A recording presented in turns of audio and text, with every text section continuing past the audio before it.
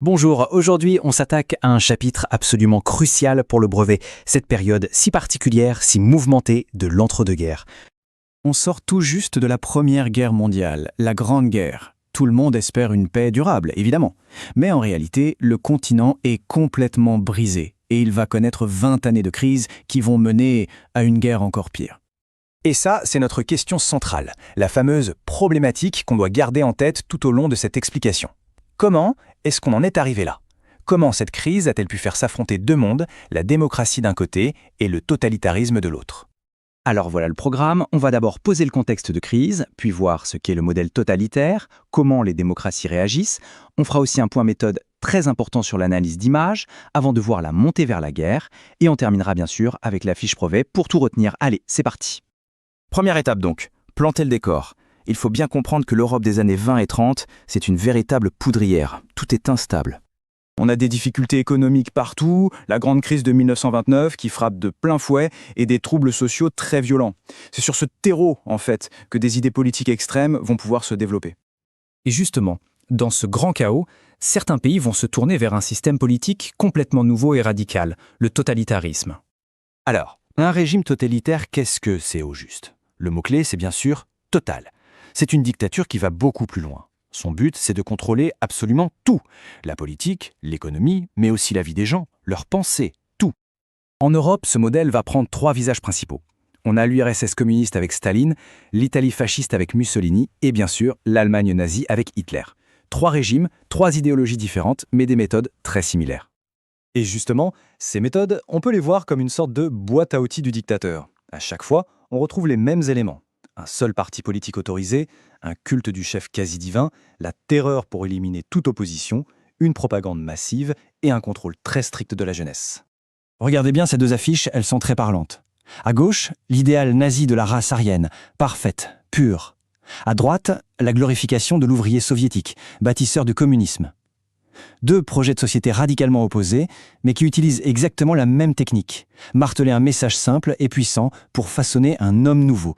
Bon, et pendant que ce régime se met en place, que se passe-t-il dans les démocraties, comme la France? Eh bien, elles sont aussi en grande difficulté. En France, la réponse à la crise et à la montée des ligues d'extrême droite, ça va être le Front populaire en 1936. C'est une alliance historique des partis de gauche qui vont s'unir pour une raison simple, défendre la République et ses valeurs. Allez, on fait une petite pause dans le récit pour aborder une compétence qui est absolument fondamentale pour le brevet, savoir analyser un document. Et pour ça, on va prendre un exemple très fort. On part en Espagne. Entre 1936 et 1939, le pays est déchiré par une guerre civile terrible. Et très vite, ce conflit va devenir le terrain de jeu des grandes puissances européennes, une sorte de répétition générale de ce qui se prépare. Et au milieu de cette guerre, un événement tragique. Le bombardement de la petite ville de Guernica par l'aviation nazie, alliée des nationalistes espagnols. En réaction, le peintre Pablo Picasso va réaliser cette œuvre immense, monumentale, qui est devenue un symbole universel contre la guerre. Alors attention, concentration. Pour analyser ce tableau ou n'importe quel document au brevet, il faut une méthode. Et elle est simple, en 3 étapes. 1. On présente le document. 2. On décrit ce qu'on voit. 3. On explique le sens, le message. C'est la méthode PDE. Présenter, décrire, expliquer. Appliquons-la vite fait à Guernica.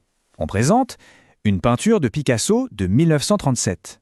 On décrit une scène de chaos, en noir et blanc, avec des corps démembrés, des cris, c'est la souffrance pure. Et on explique, Picasso ne fait pas que peindre un bombardement, il dénonce l'horreur de la guerre et la barbarie. Son tableau devient une arme politique. On a vu que la guerre d'Espagne était un avertissement. Malheureusement, ce n'était que le début des agressions des régimes totalitaires. Regardez cette escalade. À partir de 1938, Hitler va multiplier les coups de force, en violant tous les traités. Il annexe l'Autriche, puis une partie de la Tchécoslovaquie, puis le reste. Chaque étape le rend plus fort. Et les démocraties, que font-elles? Eh bien, hantées par le souvenir de 14-18, elles ne veulent surtout pas d'une nouvelle guerre. Elles choisissent donc l'apaisement. Elles cèdent à Hitler en espérant acheter la paix. C'est lors des fameux accords de Munich en 1938.